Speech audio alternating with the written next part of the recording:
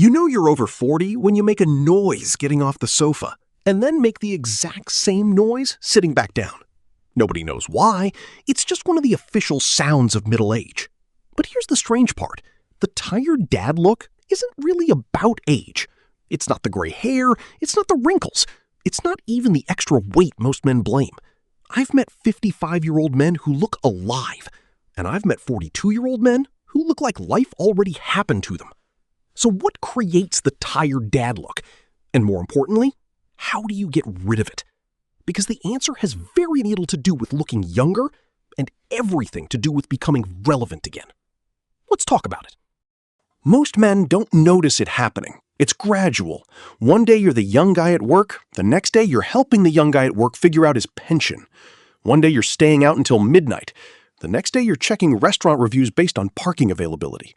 And somehow, without realizing it, you stop seeing yourself as a man with possibilities. You start seeing yourself as a man with responsibilities. There's a difference. Responsibilities are important, but when they become your entire identity, something starts dying. Not physically, psychologically. And that's where things get interesting.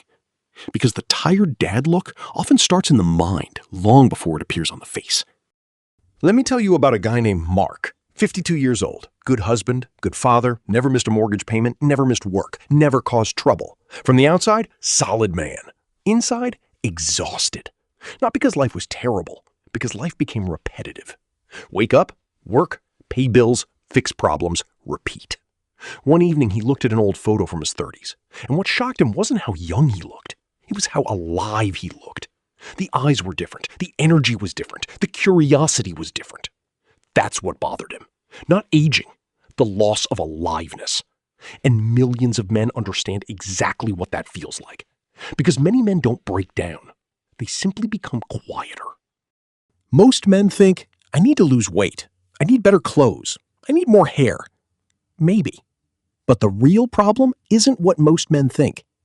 The tired dad look isn't created by your face. It's created by emotional exhaustion. When a man spends years solving everyone else's problems, he slowly stops investing in himself. His wife needs him.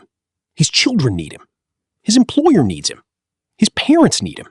His friends need him. Everybody gets a piece of him. Until one day he realizes he hasn't been on his own priority list for years. And the body reflects that reality. The shoulders slump. The walk slows. The eyes lose sharpness. Not because he's old, because he's running on empty. Psychologists have noticed something fascinating.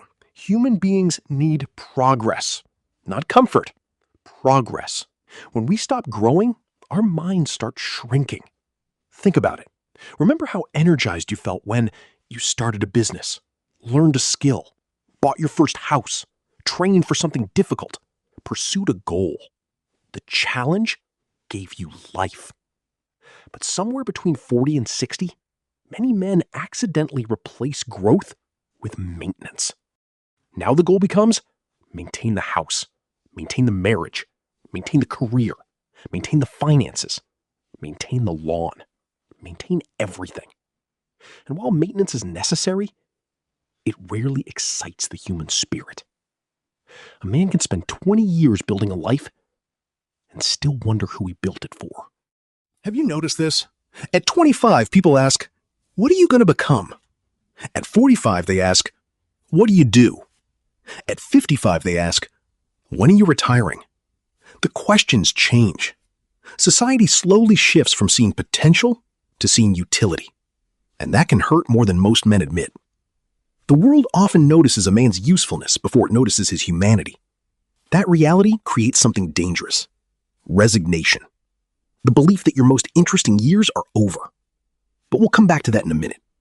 Because this next part matters. Many men try to solve this problem by chasing youth. They buy clothes designed for men half their age. They pretend they're still 25. They desperately try to look younger. But confidence doesn't come from looking younger. It comes from looking intentional. Big difference. Think about the most respected men you've met. Were they the youngest? Usually not. They simply looked like men who hadn't given up on themselves. They walked with purpose. They spoke with confidence. They carry themselves with self-respect. And people noticed. A friend of mine made a strange decision at 49. Nothing dramatic. He started walking every morning. Just 30 minutes. No marathon training, no fitness obsession, just walking. 6 months later, people kept asking what changed. They assumed he'd lost weight, changed his diet, bought new clothes. None of that. What changed was his energy. His face looked different because his life felt different. Movement created momentum. Momentum created confidence. Confidence changed everything else. Most men miss this part. The body follows the mind, and the mind follows action, not the other way around. If you're enjoying this conversation and you're one of those men trying to make the second half of life better than the first, consider subscribing to the Second Prime. That's exactly why this channel exists. Not to help men become younger, to help men become stronger, wiser, and more alive. Let's talk about relevance, because relevance has almost nothing to do with age. A 60-year-old man can be relevant. A 30-year-old man can be irrelevant. The difference is engagement. Relevant men stay engaged with life. They learn, they adapt, they remain curious. They don't become spectators. One of the saddest things you'll ever see is a man who stopped being curious. He's alive, but he's mentally retired. Some men stop living at 45. They just don't get buried until 85. Think about your last genuine challenge. Not stress, challenge. Something exciting, something uncertain, something that forced growth. Many men can't remember, and that's exactly why they feel stuck. The human brain loves novelty, not endless comfort. Your confidence doesn't come from certainty.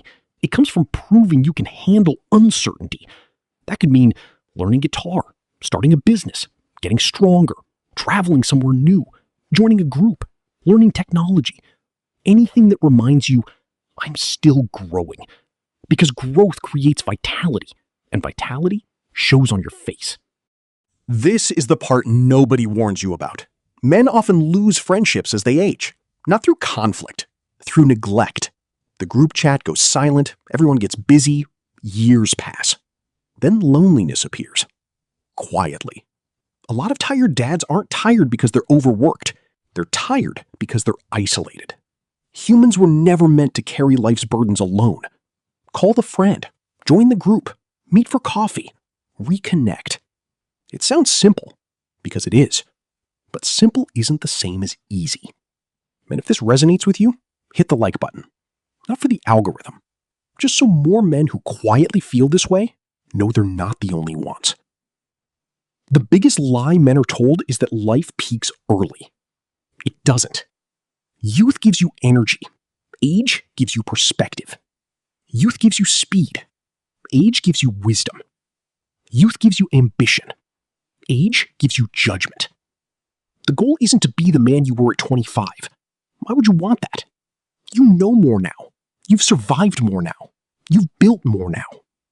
The goal is to become the strongest version of the man you can be today. That's different, and it's far more powerful. So let me ask you something.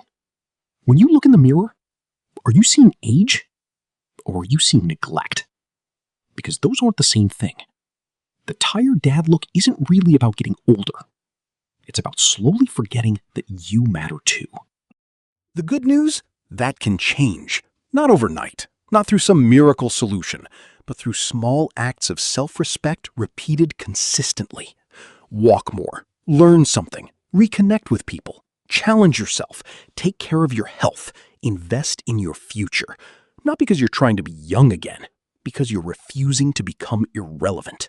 And remember this, the first half of life is often about responsibility. The second half can be about mastery. Your best years aren't behind you. They've simply been waiting for your experience to catch up with your potential. Welcome to your second prime.